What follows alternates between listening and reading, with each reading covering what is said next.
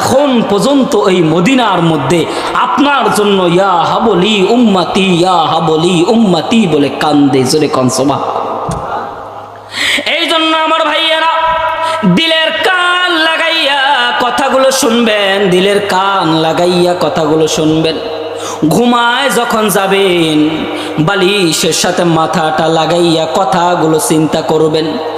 আমার নবী এমন একজন নবী, এমন একজন আল্লাহর দোস্ত।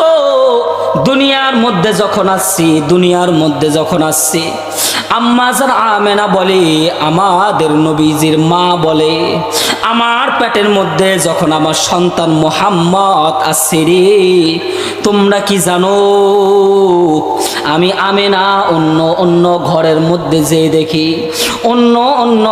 মধ্যে দেখি যখন মায়ের গর্ভে পেটের মধ্যে সন্তান আছে, মাঝে মাঝে মা